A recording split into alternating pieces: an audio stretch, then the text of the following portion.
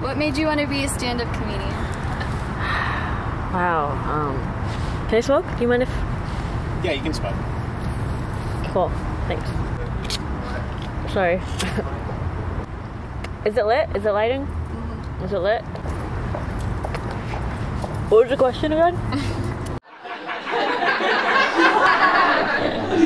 I was just in Joshua Tree a few weeks ago, and I didn't do any drugs when I was there. Thank you. No, I didn't do any drugs, but I did get peer pressured into forgiving my father.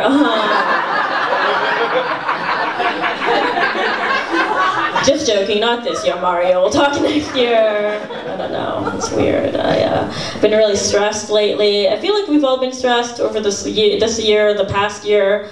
I'm so stressed that I now have vitiligo. If you don't know what that is, that's a Michael Jackson disease where I just have like white patches appearing all over my body.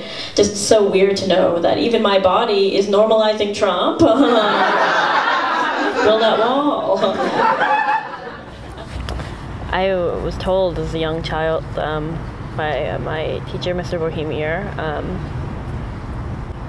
he made us write a list of things we wanted to do in our life, and we were in a park. It was a beautiful day, I remember, and he came up to me and he said, put down a stand-up comedian. He's make a list of things we wanted to do in our life, and that's kind of planted a seed, you know?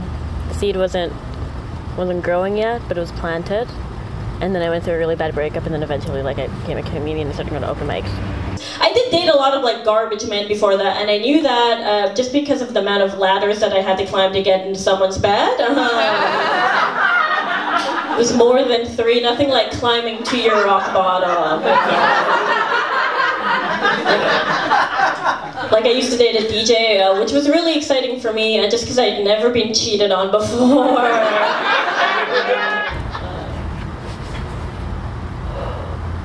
It's important to have women voices in comedy, and I saw that, and it was just kind of okay, me too, but not the movement, but just the 2 words. What are the challenges of being a female comic today? I mean, what are the challenges of being a female comedian, am I right? It's actually a great time to be a female in comedy, actually. Just holding for sound for you. I've been interviewed before on camera, and I know that sound is important, and cars can be noisy. Not my car, I drive a Prius, because I care about the environment. But back to the question. What was the question again? The challenges of being a female comic today are the challenges of being a woman today. You walk into a room, and it's mostly men, it's mostly straight white men. That's not really a challenge, it's more just of a ratio, I guess. But that in itself is a problem. The ratio is the problem, and I want to fix the problem by being present, by being a female in comedy. But I don't want to gender myself, because it's important not to talk about gender, but it's important to live and be in your skin, be who you are, and I am a woman in comedy. I'm a huge hip-hop fan. Any hip-hop fans in here? Yeah, I love hip-hop. One thing I do hate about hip-hop, though, is that they're always girl, I got what you want, girl, I got what you need. But the moment that any woman asks for anything, they're gold digger! I'm no! You can't just be all blind to offers and get upset when someone accepts one of them. To me, gold digger is just another word for smart and resourceful, If you can use your vagina to get a Maserati, go get 7 of them. I feel they get upset because they're never that reasonable, And I feel I could be a reasonable gold digger, I'd be girl, what you want? I'd be I know, a bike. I'd be girl, what you need? I'm someone to co-sign this loan with me. That's all I want. There was a song on the radio that was just girl, I like you in places you've never been liked. I'm or just stick to the fan favorites. That's always an option. No one likes someone who orders off of the menu, right? Probably my biggest comedy influence from when I was young was what's that guy's name? He's such a big he's that guy, he's so good. What's his name? Can I curse in this? I love ads. I love ads. That's the thing I love. I really love those herbal essences ads. Remember those ads? We're like, ugh, remember those ads? Like, how did none of those ads not end with a girl's face covered in conditioner? Like, that's a natural ending to all of those ads. There's also like the jingle for the Klondike bar. It's like, what would you do for a Klondike bar? Is Klondike aware that their product is like $1.50? Like, what kind of crack addict advertising campaign is that? What am I willing to do for a Klondike bar? I don't know, break a 5? All I should have to do. I just can't imagine going into a 7-Eleven and being like, hi, 1 Klondike bar, please, and them just being like, what are you gonna do with that Klondike bar? What's his name? He's Rodney Dangerfield. Yeah. I mean, I haven't seen a lot of his work, but just like what he did was very revolutionary to stand up. Like, he just told jokes and was like, you know, like, don't nobody respect me.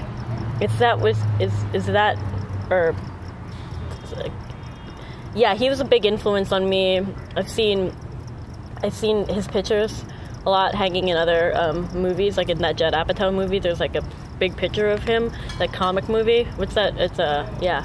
So that he was a big influence. But now I'd say like a lot of other female comics, like Maria Bamford, Chelsea Peretti. You probably don't know them unless you are in comedy, but they're available online on Netflix, I think, to the general public. But they're probably like, I wouldn't say that they're my peers, but they're definitely the women that I look up to, that I hope to maybe one day be a peer with, even though there will never be peers. Yeah, I am actually originally from Canada. Yeah, one Canadian. I brought her. I know it's weird, more sure brown people come from the other border. But I was just in Canada, and I was at this party when I was up there, and I was talking to this guy, and he's like, what do you do? And I'm like, oh, I do stand-up. And he was like, oh, a starving artist. I was like, excuse me, sir, more like thriving barista. Get it right! I don't know. Where do you get your material? Does it come from personal experience in real life or somewhere else? You know, there's a saying, and it says to write what you know.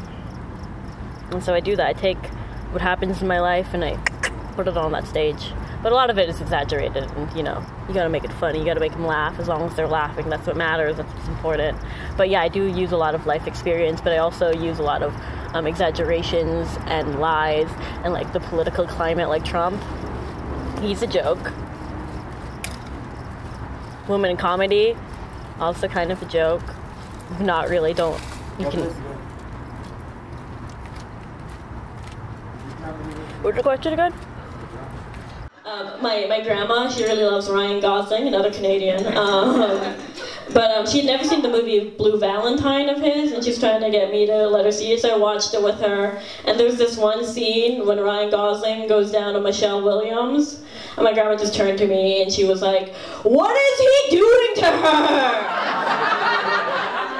And I was just like, oh my god, you guys, no one's ever gone down on my grandma! And it's so sad. If anyone deserves it, it's her! She's got like 10 kids!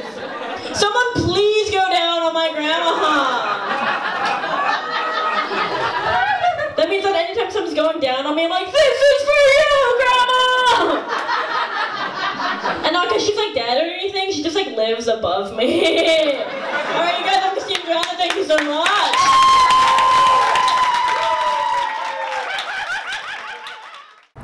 Where do you get your material? Where do I get my material? Anything can be a joke. It's just all about perspective, you know? And so my perspectives are jokes in a way. It's kind of, you know Heraclitus? He's a pre-Socratic philosopher, and in a way comedians are the new philosophers, you know? Like, we're orators. That's what we're doing on stage. We're orating to an audience.